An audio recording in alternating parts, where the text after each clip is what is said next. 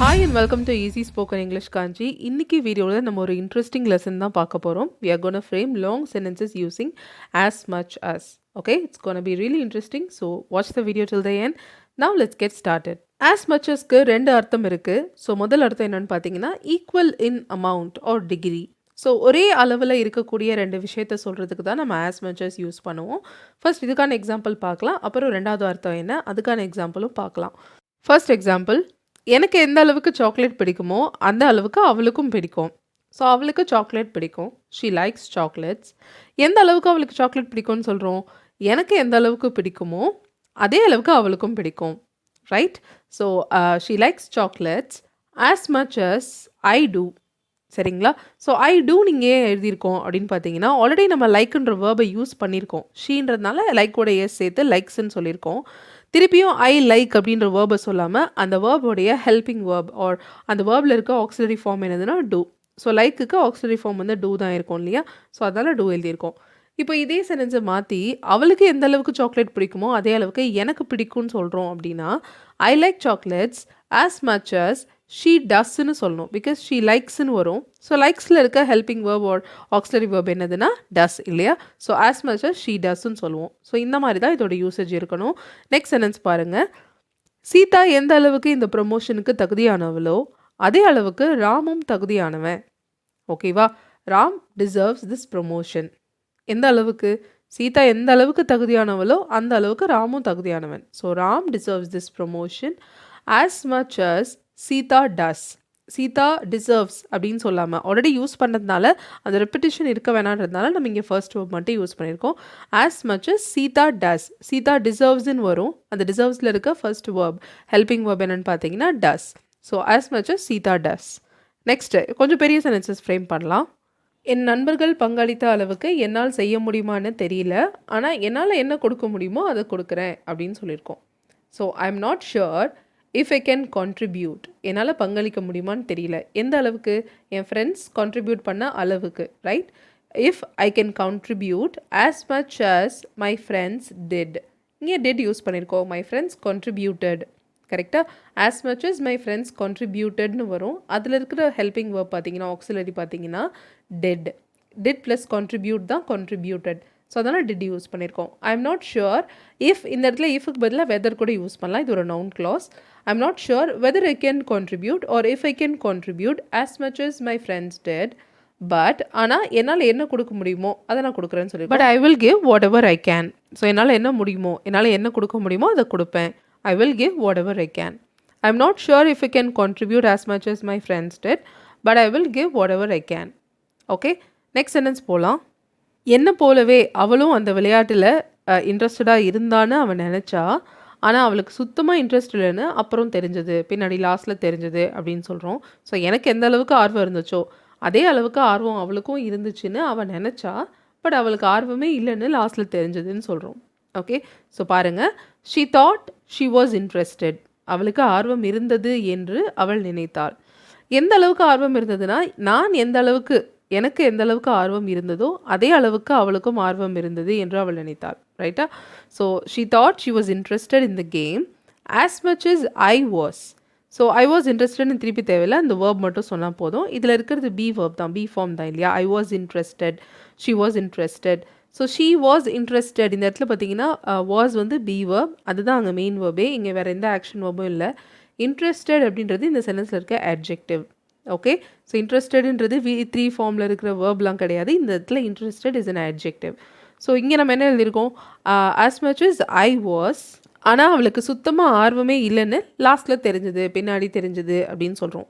So ஒரு விஷயம் இப்போ லாஸ்ட்டில் கடைசியாக தெரிஞ்சது, ஸோ ஈவென்ச்சுவலி இது நடந்தது இப்படி சொல்கிறதுக்கு டர்ன் அவுட் அப்படின்ற ஃப்ரேசல் வேர்பு யூஸ் பண்ணலாம். பாருங்கள்.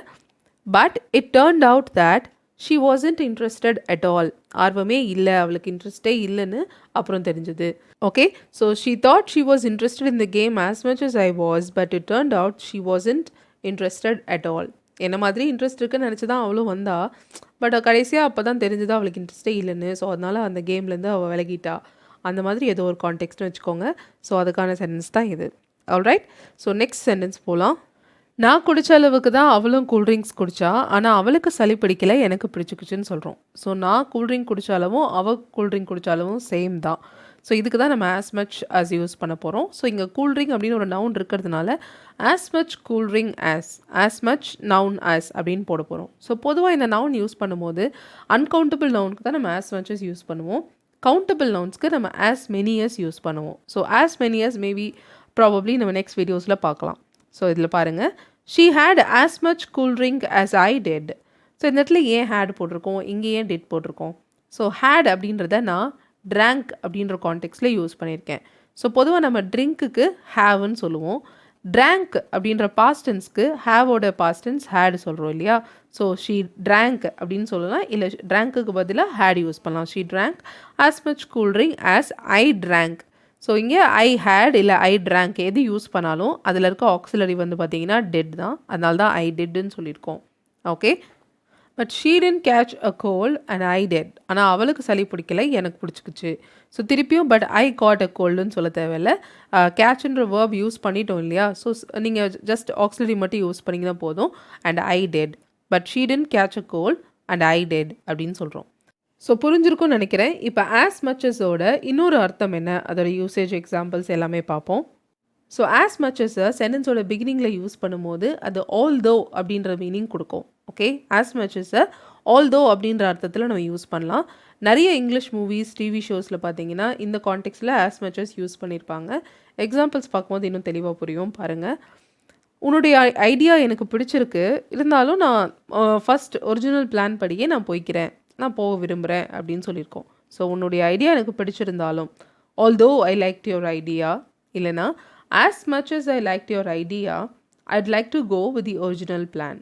ஓகே, நான் ஒரிஜினல் பிளானையே ஃபாலோ பண்ணிக்கிறேன், இல்லை அதுலேயே நான் போய்க்கிறேன் அப்படின்னு சொல்கிறோம். As much as I like your idea I'd like to go with the original plan. Okay, இந்த இடத்துல ஆஸ் மச்சஸ் வந்து ஆல்தோ அப்படின்ற அர்த்தத்தில் யூஸ் ஆயிருக்கு. அடுத்தது, எனக்கு வெக்கேஷன் போக விருப்பம் இருந்தாலும் நான் என்னுடைய ஒர்க் கமிட்மெண்ட்ஸ்க்கு ப்ரையாரிட்டி கொடுக்கணும் அப்படின்னு சொல்லியிருக்கோம். As much as I want to go on vacation I have to prioritise my work commitments right now. So என்ன தான் எனக்கு அதை பண்ணணும்னு ஆசை இருந்தாலும் நான் இதை தான் பண்ணணும், இதான் என்னோடய டியூட்டி, அந்த மாதிரி அர்த்தத்தில் சொல்கிறோம். ஸோ ஆல்தோன்ற அர்த்தத்தில் தான் இங்கேயும் ஆஸ் மச்சஸை நம்ம யூஸ் பண்ணியிருக்கோம். As much as I want to go on vacation, அதுக்கு பதிலாக நீங்கள் ஆல்தோவும் யூஸ் பண்ணலாம், தப்பே கிடையாது. பட் இந்த மாதிரி கான்டெக்ட்ஸில் ஆஸ் மச்சஸ் யூஸ் பண்ணி நீங்கள் பார்க்குறீங்க, இல்லை யாராவது யூஸ் பண்ணுறாங்கன்னா அந்த டைமில் அர்த்தம் இதுதான் அப்படின்றத தெரிஞ்சுக்கோங்க.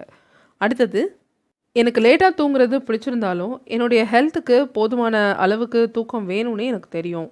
Okay, so as much as I enjoy staying up late. Okay, staying up லேட்னா ரொம்ப நேரம் முழிச்சிருக்கிறது பிடிச்சாலும், கரெக்டாக. ஸோ லிட்ரல் ட்ரான்ஸ்லேஷன் பண்ணுறதை விட இது வந்து இந்த சென்டென்ஸ்க்கு it sounds a lot better, அதனால நான் இதை யூஸ் பண்ணியிருக்கேன்.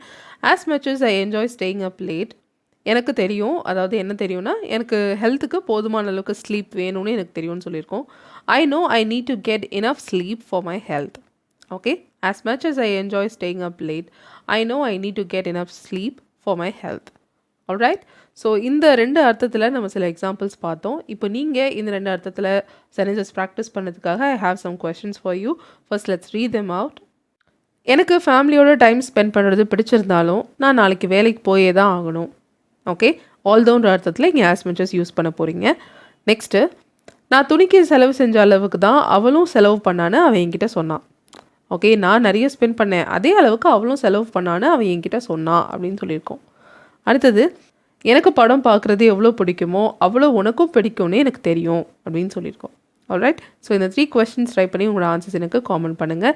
நான் நெக்ஸ்ட் வீடியோவில் இதுக்கான ஆன்சர்ஸ் கொடுக்க ட்ரை பண்ணுறேன். ஓகே, இல்லைனா நான் காமெண்ட்டில் ஆன்சர் பிரிண்ட் பண்ணுறேன், பட் ஒரு 2-3 டேஸ்க்கு அப்புறமா, பிகாஸ் நிறைய பேர் ட்ரை பண்ணுவீங்க இல்லையா? So you don't want to see the answers.